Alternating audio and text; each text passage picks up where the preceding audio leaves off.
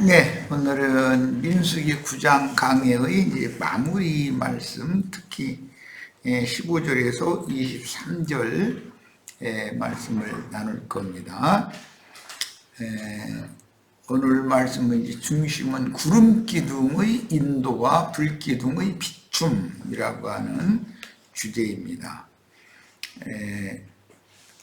다국인 계류, 이건 지난 시간에 마지막 부분에 이미 설명을 했으니까 그 중간에 있는 민수기 9장 15절로 23절 말씀을 읽고 시작합니다.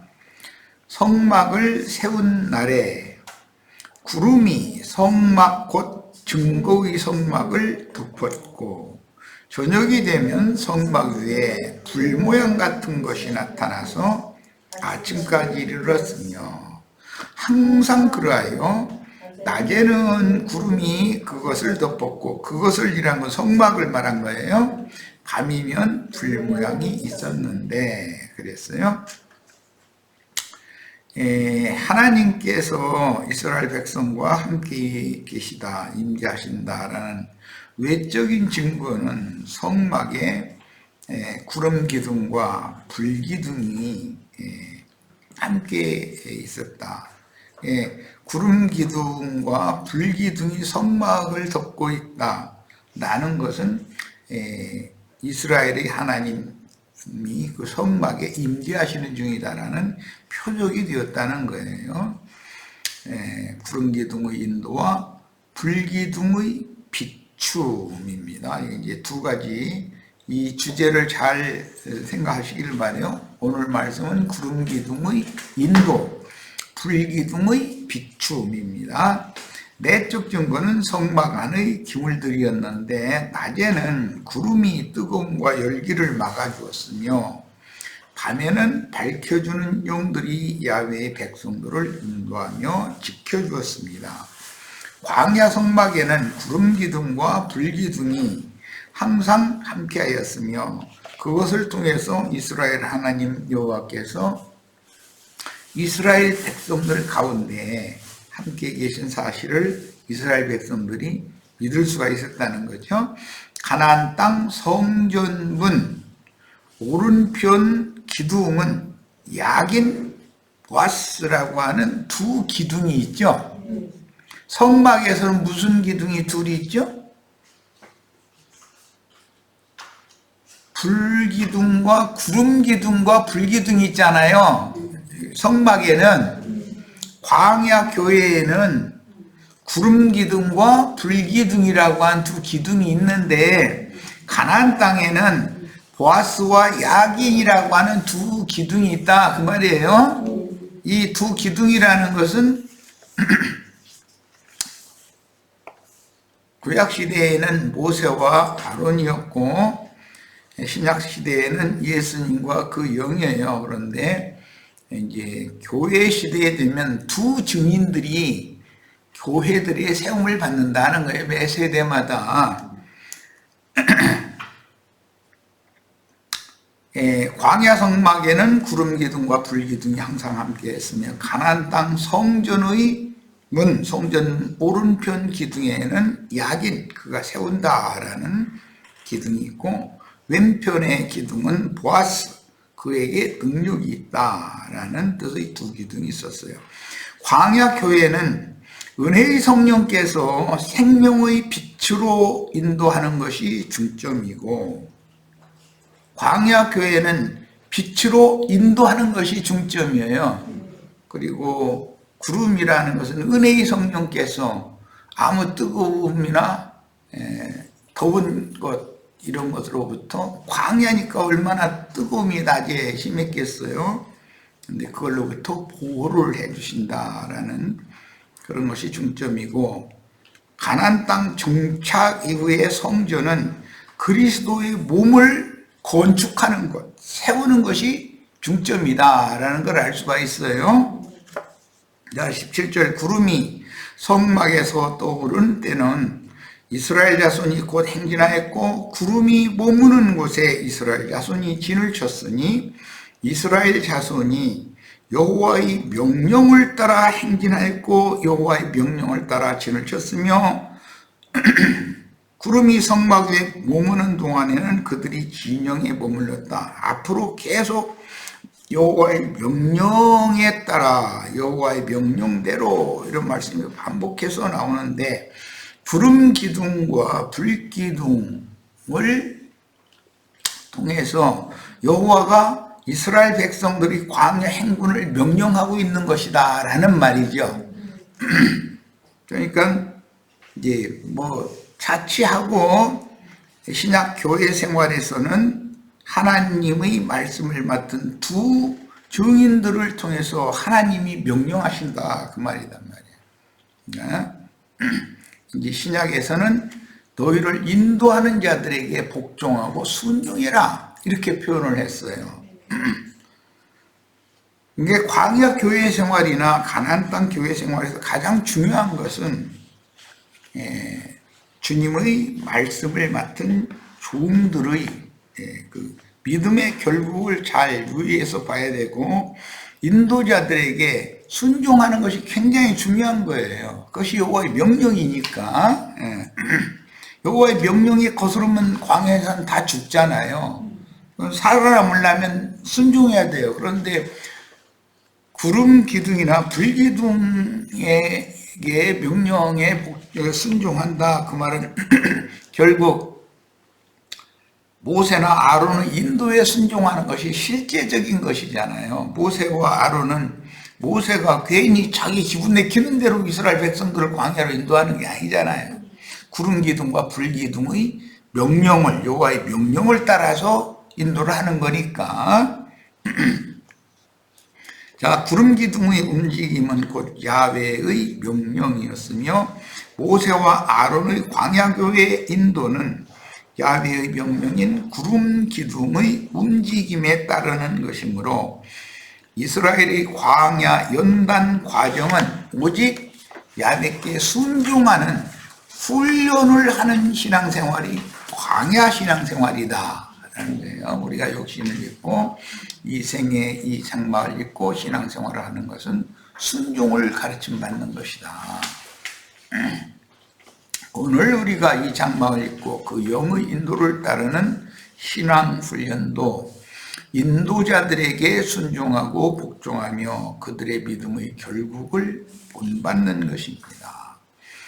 구름이 성막 위에 머무는 날이 오래일 때에는 이스라엘 자손이 여호와의 명령을 지켜 계속 여호와의 명령과 구름이나 불기둥이 연계된다는 것을 알 수가 있어요. 여호와의 명령을 지켜 행진하지 아니했으며 혹시 구름이 성막 위에 머무는 날이 적을 때에도 그들이 다만 여호와의 명령을 따라 진영에 머물고 여호와의 명령을 따라 행진하였으며 계속 구름 기둥과 불 기둥의 인도를 따르는 것은 여호와의 명령을 따르는 것이다 라는 게 강조되고 있어요. 혹시 구름이 저녁부터 아침까지 있다가 아침에 그 구름이 떠오를 때에는 하루 만에 이동을 시켜. 예를 들어서 그래도 불평 없이 이동해야 돼요. 여기서 그냥 따라가면 되는 거야 이렇게 생각하면 안 됩니다. 광야 이스라엘 백성들은 200만이 넘는 많은 사람들이 수만 마리가 되는 우양떼, 짐승떼, 그 먹고 사는 재산이기 때문에 그것과 함께 움직여야 돼요. 노약자도 있지, 어린아이도 있지, 함께 다 움직여야 돼요. 그럼 성막을 뜯어서 옮겨야 될 뿐 아니라 유진 장소에 가면 자기 가족이 살 장막을 다 새로 쳐야 되잖아요. 어제 그렇게 이동해서 겨우 했는데 하루 자고 또 이동시켜가지고서 그거 하라고 그러면 이게 쉬운 일이겠는가 이 말이에요. 이 광야의 훈련, 하나님 앞에서 순종을 가르침받는 신앙의 연단이라고 하는 것은 그냥 성경 읽어서 머릿속에다가 교리 이렇게 저장해 놓는 그 얘기가 아니라는 걸 알 수가 있는 거죠. 이런 말씀을 읽을 때 그냥 무감각하게 막 구름이 떠오르면 그냥 따라갔는가 보다.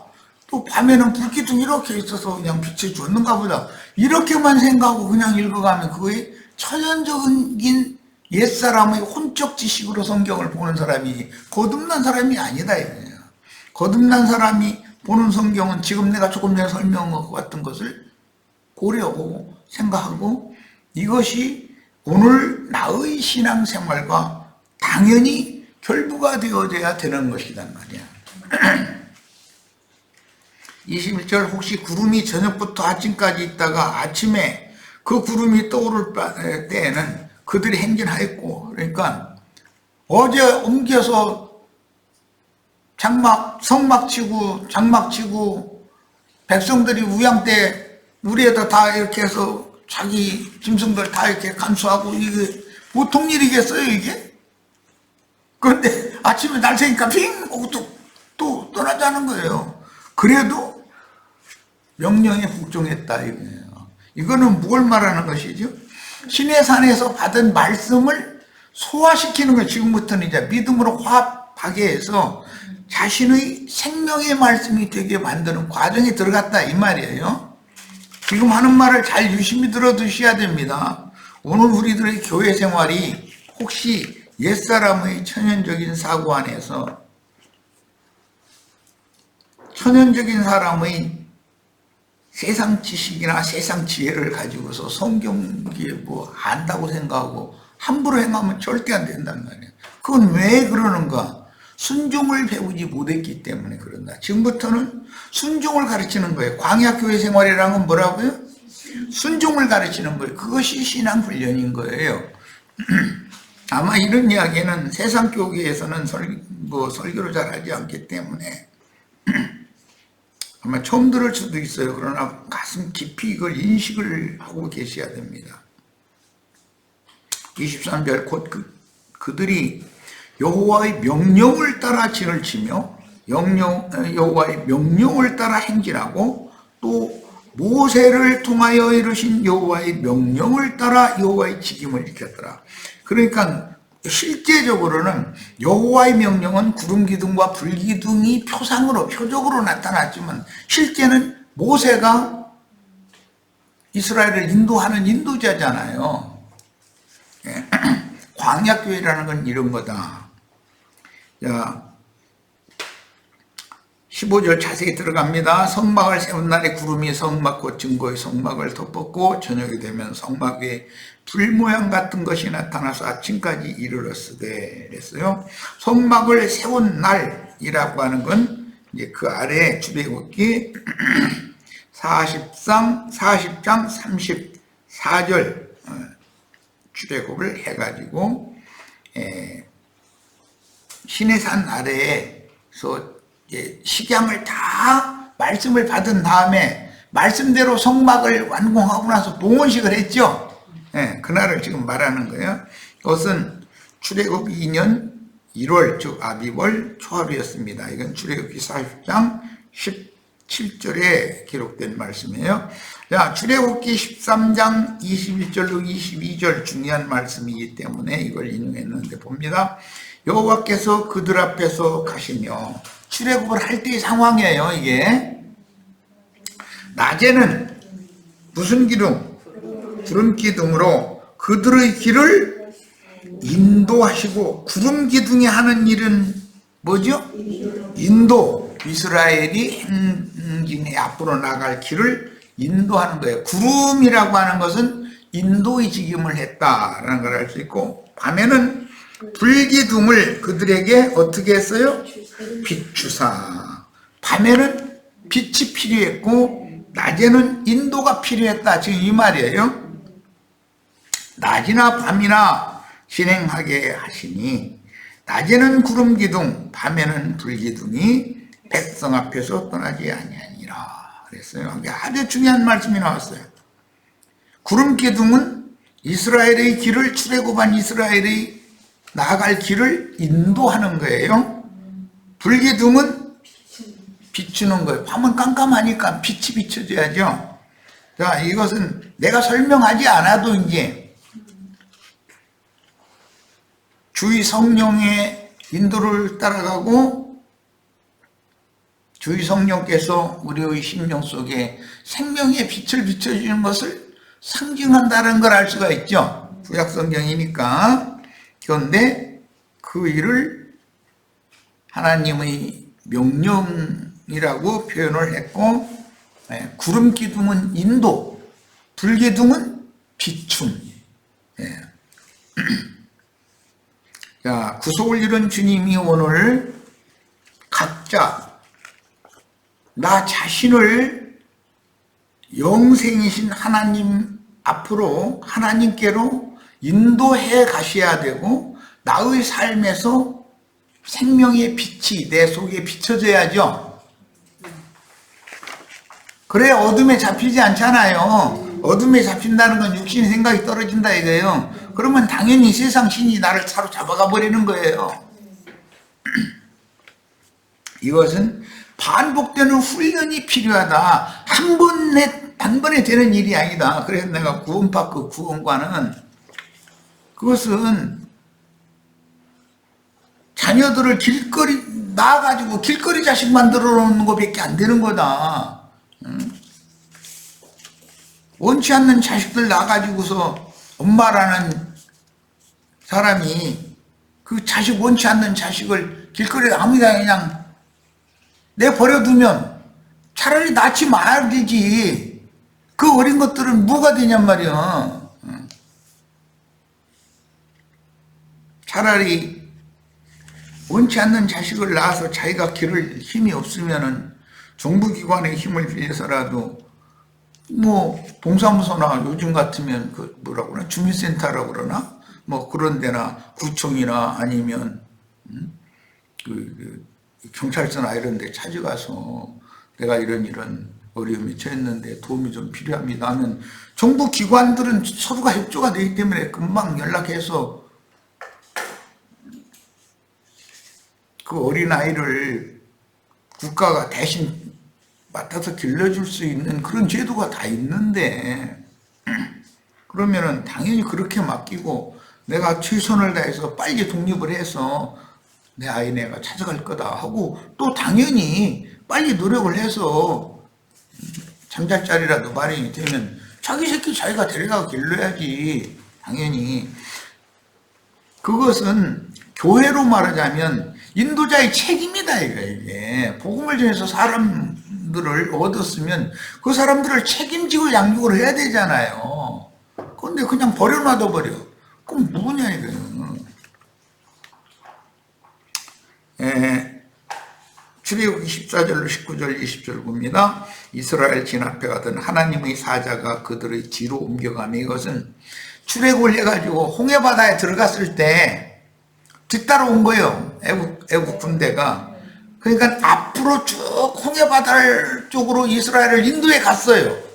그러더니 한 가운데쯤 가니까 앞에 가던 불기둥, 밤이니까 그건 불기둥이 저 이스라엘과 여기 애국의 그 중간 사이에 딱 이렇게 가로막은 거예요. 이래가지고 구름 기둥도 앞에서 그 뒤로 옮기고 여호와의 사자가 옮겨서 애굽진과 이스라엘 진 사이에 이르러 서니, 저쪽에는 구름과 흑암이 있고 이쪽에는 밤이 밝음으로 밤새도록 저쪽이 이쪽에 가까이 하지 못했다. 그러니까 앞에 이스라엘 앞에는 그 빛이 비쳐서 이렇게 갈 길을 해주는데, 뒤에는 구름이, 거기서는 뭐 먹장구름이 이렇게 막아섰겠죠. 깜깜해가지고 안 보이는 거예요. 이게 갈 길을 이렇게 만드는 거예요. 이제 이런 것이 다 뭘 말하느냐. 세상 잡기들이라는 것은 하나님의 백성들을 보호하기 위해서 그들에게 이제 길을 잃게 한다, 이제 그 말인다. 거기다 대고 뭐 바로 군마들이 뭐 바퀴를 다 빠지게 만들어가지고 뭐 달리기가 극난하게 하셨다, 이제 여러 가지 얘기가 나오는데, 이게 세상 사람들이 볼 때 세상 교계는 매사가 다 잘 되는 것 같지만 하나님이 보실 때는 그게 잘 되는 것이 아니고 세상 진펄과 개펄에 지금 처박혀버린 거예요 지금. 그래서 진펄과 개펄은 소송을 받을 수 없다고 그랬잖아요. 생명수가 흘러가는 모든 땅에 다 생명이 소생되지만 진펄과 개펄은, 그 진펄과 개펄이라는 것은 뭐예요? 세상을 향하는 그 육신의 마음이 진펄과 개펄인 거지, 그게 말하자면. 이스라엘이 애굽의 고센 땅에서 유월절을 먹고 급히 출발하여 홍해를 건널 때부터 구름 아래에서 단체적인 침례를 받고 바다를 건넜는데, 바로의 추격대를 막고 이스라엘은 갈라진 홍해를 안전하게 빛의 인도를 받아서, 빛은 밝혀주니까 이렇게 안전한 곳으로 나올 수가 있었는데, 애굽의 바로와 그 애굽 군대는 한 홍해 바다의 중심에서 앞에 인도에 가던 구름 기둥이 저 뒤로 가서 거기 사이를 딱 막아버리니까 어두워가지고 아무것도 안 보이는 거예요. 바다 중심에서. 이제 이렇게 표현을 하는 것은 우리 개인의 인생에서도 나의 인생이 뭔가 잘 풀리는 것 같고 잘 나가는 것 같다가 갑작스럽게 뭔가가 막히고 내가 헤매고 방향을 못 잡고 이런 것을 경험을 하게 되죠. 그것은 왜 그래요? 대부분은 과도하게 욕심을 내가지고 일을 쓸데없는 일을 자꾸 본인은 금방 그거 하면 잘 될 것 같아서 하는 거지만 그것이 자기 일을 죽음의 세계로 자기 스스로를 이렇게 밀어 넣는 그런 어리석은 짓이었다는 것을 달리는 것이 극난하면 그때상 깨닫는 거예요. 그런데 극난하게 하고 나서 그대로 우리 하나님의 아들들 같으면은 정신 차리면 그때 주님 앞에 회개하고 돌이키면 다시 어떻게든지 붙들어서 끌어가 주시지만 세상 욕심에 가득 차 있고 교만이 머리 끝까지 차 있는 그런 자 같으면 갈라졌던 그 물이 합쳐져 가지고 물속에 수장당하게 만들어 버리잖아. 세상에 그냥 침몰당해서 그냥 죽어버리게 만들잖아. 그러니까 이런 것이 유월절을 먹고 출애굽을 하는 과정에서도 얼마든지 있을 수 있는 일이라는 거예요. 절대로 자긍심을 갖고 세상에 숨을 당하는 그런 일이 없기를 바라요. 이것은 자신의 영혼을 인간의 그 마음과 생각을 주의 성령께서 붙들고 지켜주시지 않으면 사람이라는 것은 항상 위험에 처할 수 있다. 그런데 이런 이제 말씀을 가르침 받고도 자기 인생 경영을 하는데 과도하게 욕심을 내 가지고 일을 자꾸 벌려놨었고 그러면은 이런 쓴맛을 좀 경험할 수도 있는 거죠. 그러고라도 나중에 가서 건짐을 받아서 생명길로 인도를 받고 주님의 은혜와 보호하심이 얼마나 감격스럽고 이러면 나중에 더 빨리 잘 달릴 수도 있어요. 그러니까 이제 그렇게 진취적이고 믿음에는 믿음의 진보를 이루는 것이 참 중요합니다. 퇴보하면 안 됩니다.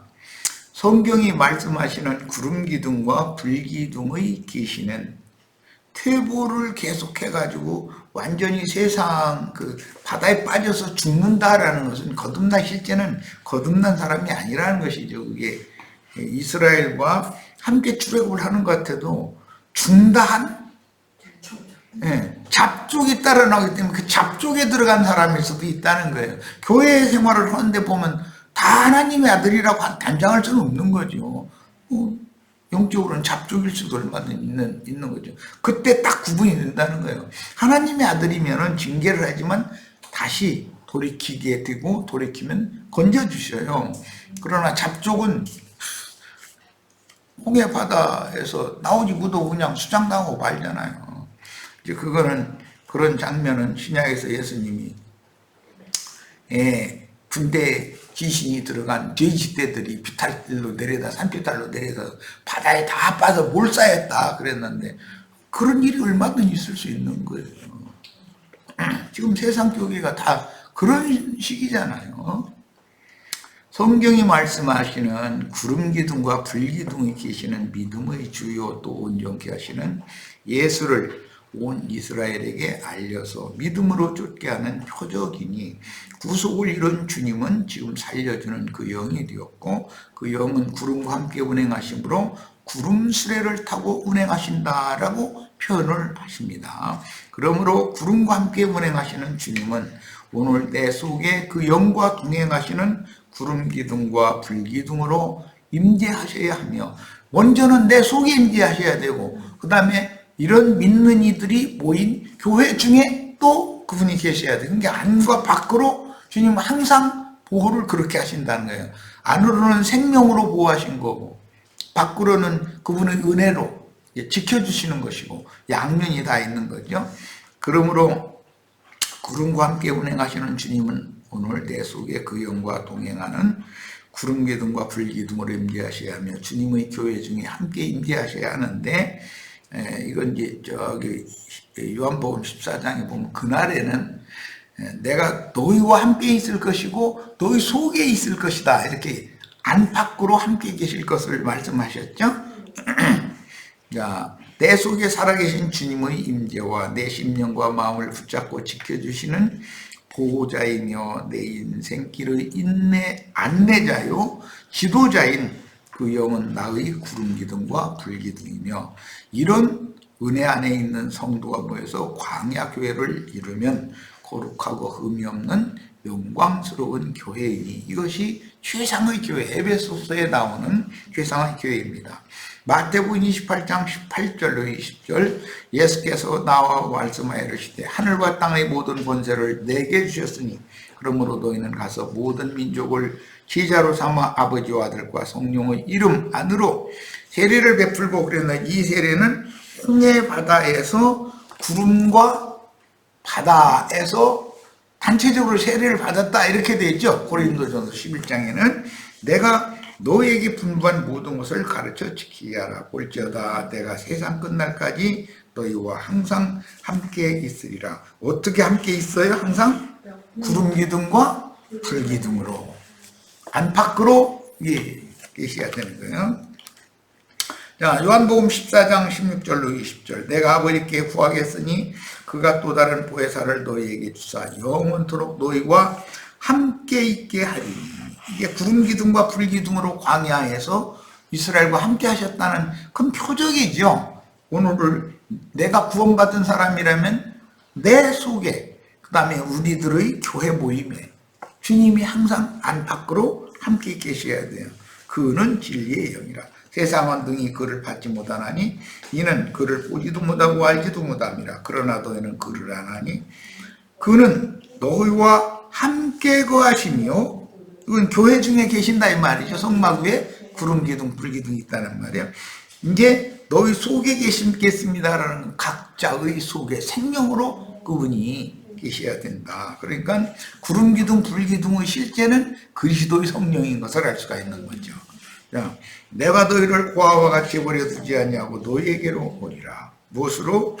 구름 기둥 불 기둥으로 예시되어진 그 영으로 오시는 거예요. 조금 있으면 세상은 다시 나를 보지 못할 것이로되 너희는 나를 보리니 이는 내가 살아있고 너희도 살아있겠습니다. 그날에는 내가 아버지 안에 너희가 내 안에 내가 너희 안에 있는 것을 너희가 알리라. 이걸 알아야 된다. 내 안에 아버지 태초부터 계신 말씀과 말씀이 육신이 되어 세상에서 구속을 이루신 예수와 그 다음에 나의 인도와 보호자가 되시는 그 영의 이름으로 예수 그리스도가 내 안에 현재 살아계시고 나의 삶 가운데 그분이 인도자가 되시고 보호자가 되시는 사실, 내가 어둠에 혹시 잡힐지라도 빛을 비춰서 깨닫고 회개하고 돌이키게 해주시는 사실, 이런 것이 믿음으로 내가 화합되어야 된다는 거죠. 고린도후서 13장 5절 너희는 믿음 안에 있는가 너희 자신을 시험하고 너희 자신을 확증하라.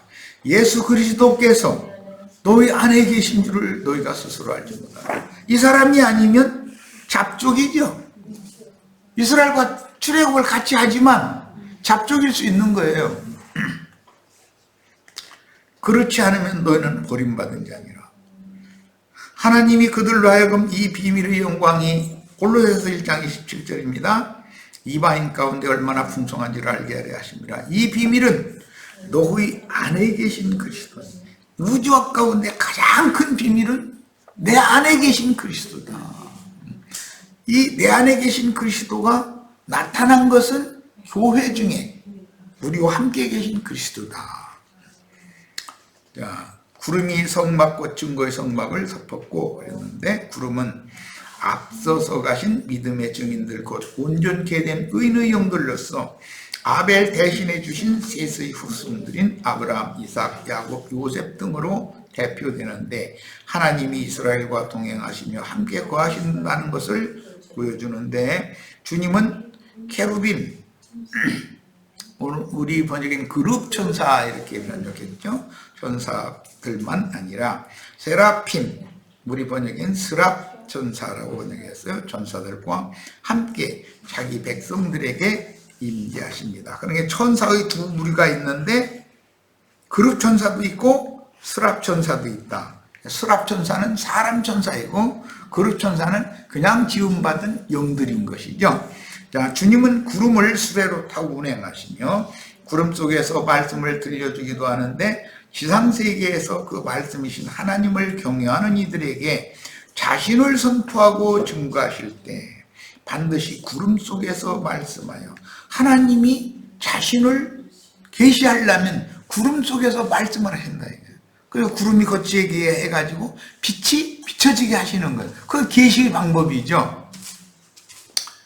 자, 주님은 구름을 수레로 타고 운행하시며 구름 속에서 말씀을 들려주기도 하는데, 지상세계에서 그 말씀이신 하나님을 경외하는 이들에게 자신을 선포하고 증거하실 때 반드시 구름 속에서 말씀하여 메마른 영혼들에게 단 비를 내려주시기도 합니다. 자, 구름이 비를 내려주잖아요. 그러면 땅이 적심을 받잖아요. 이런 것은 이제 은혜의 영이 하늘에서 임한다 이렇게 표현하는 거예요. 조금 더 해야 되겠어.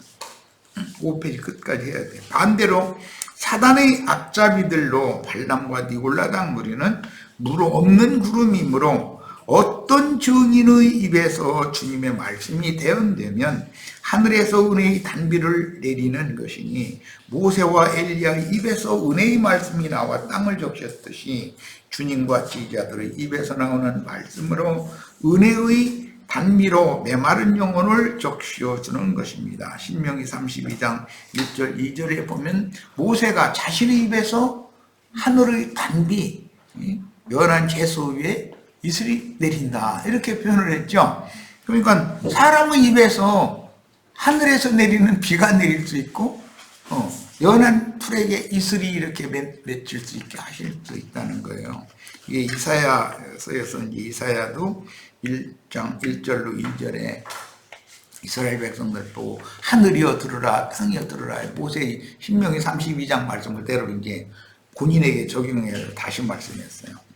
이것은 예수님과 제자들이 동일하게 적용되는 것이고, 오늘날도 우리들에게도 이 말씀이 적용이 됩니다. 저녁이 되면 성막 위에 불 모양 같은 것이 나타나서 아침까지 이르렀으되, 불 모양 같은 것은 사도행전 2장 3절에서는 불 모양이라고 하지 않고 불의 혀 같은 것이라고 표현을 했죠. 그러니까 이제 불꽃이라고 그래요. 그것은 오바댜 1장 17절 18절에서는 불꽃이라고 그랬고, 히브리서 1장 7절은 하나님이 부리시는 사자들, 천사들을 불꽃으로 쓰신다 이렇게 했어요. 구름과 같고 불의 혀와 같은 형상은 그 말씀이신 야훼 하나님은 그분의 말씀을 대언할 사명을 위임받은 증인들인 목자들의 증거들을 통해서 믿는 이들의 심령과 마음에 임하여 믿는 이들의 영과 정신세계를 빛으로 다스리시는데, 이것이 천국, 신국의 신령한 다스림입니다. 불은 육을 태워 심판하고 영의 생명의 빛을 발하여 마음의 등에 반사함으로 마음에 가득하던 어둠과 사망 권세를 물리치고 빛과 생명의 권세로 불이 밝혀진 영혼들을 주장하고 다스리는 것이 신정왕국의 실제적인 통치 방법임에도 세상 교계는 빛, 생명이신 하나님의 다스림이 무엇인지도 모르는 경우가 너무 많다. 이것은 세상 교육의 인도자 자신이 자기가 하나님의 다스림을 받아보지를 않은 사람이기 때문에 자꾸 성경을 혼적인 식으로만 자꾸 가르치고 세상 사회로만 적용을 해서 설교를 자꾸 하다 보니까 사람들이 오히려 점점 바다 속으로 내리달아서 빠져들어가 몰상한 돼지떼들이 되는 거죠. 그 세상 교육의 목회자들이 많은 경우 이렇게 돼지치는 자가 된다는 거예요. 자, 민수기 9장 16절 항상 그러하여 낮에는 구름이 그것을 덮었고 밤이면 불 모양이 있었는데 그랬어요. 광야의 성막으로 상징되는 광야 교회를 낮에는 구름, 밤에는 불 모양이 항상 덮은 것은 그리스도의 신령한 새 몸인 교회에는 예언된 구속을 이룬 후에 부활로 그 영이 되신 주님께서 구속하신 참 지휘자들의 모임을 그분의 거처로 삼아 영적인 장막을 펼쳐주셨다는 뜻입니다. 네 겹의 포장으로 덮은 야훼의 광야 성막은 예언대로 구속을 이룬 그리스도께서 참 지혜자들의 영적 거처인 교회를 안전하게 보호하시는 신령한 참 장막이니 더 크고 온전한 하늘의 참 장막인 그리스도의 새 몸으로 세우신다는 뜻입니다. 스가랴서 2장 4절로 5절 봅니다. 이르되 너는 달려가서 그 소년에게 말하여 이르기를 예루살렘은 그 가운데 사람과 가축이 많으므로 성과 없는 성읍이 될 것이라 하라. 여호와의 말씀에 내가 불로 둘러싼 성곽이 되며 그 가운데에서 영광이 되리라. 불성곽이라고 그러죠.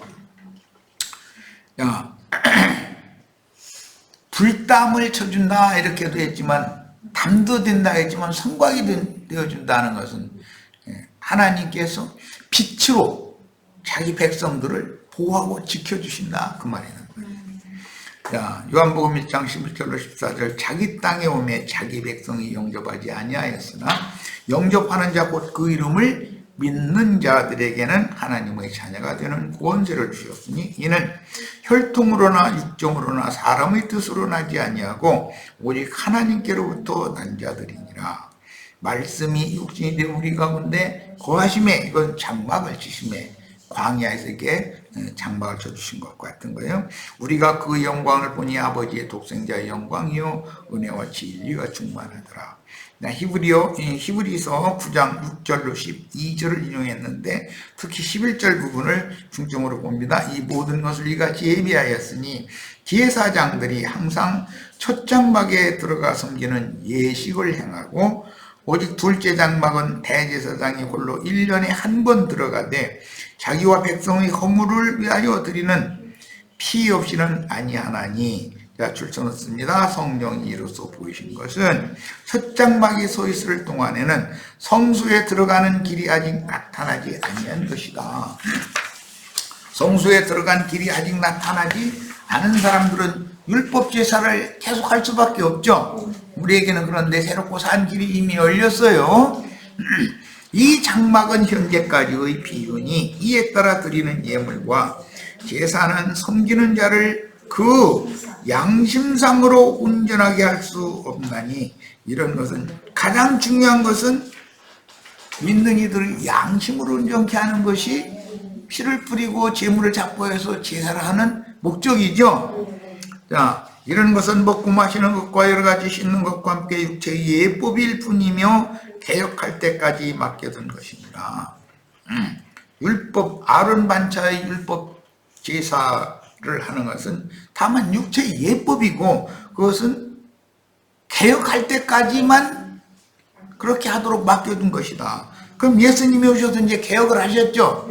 그러면 우리는 개혁된 법을 따라야 되는 거죠. 이제 완전한 법을. 그리스도께서는 장래 좋은 일의 대제사장으로 오사 손으로 짓지 아니한 것. 그러니까 이것은 첫째 장막이 아니죠. 첫째 장막이 계속 서 있으면은 율법제도 안에 있다는 뜻이에요. 그러면 사람의 손으로 지금 건물을 해 보이면 아직 율법 저주가 끝나지 않은 사람들이죠. 그들은 자신의 양식을 온전케 하는 것이 자신의 몸이 하나님의 성령의 선이고 자신의 양심을 온전케 하는 것이 제사법이었는데 이거에 대해서는 부정하는 거예요. 지금도 아직도. 그래서 손으로 짓지 아니한 것 곧 이 창조에 속하지 아니한 이제 더 크고 온전한 장막, 이것이 교회다 이거예요. 그러고 말미암아 염소와 송아지 피로 하지 아니하고 오직 자기 피로 영원한 속죄를 이루사 단번에 성소에 들어가셨느니라. 그 주님과 함께 우리도 하나님의 영광에 이르렀어야죠. 우리는 하늘에 앉혀져 있어야 돼요. 하나님의 영광 앞에 이르러 있는 장자들이 교회에, 하늘에 거하는 자들은 복이 있으나 땅과 바다에는 화가 있다 그랬어요. 자, 우리는 하늘에 거하는 자들이 되는, 지금 몇 회까지 쭉 말하는 그 의미를 잘 이해를 하시기를 바라요.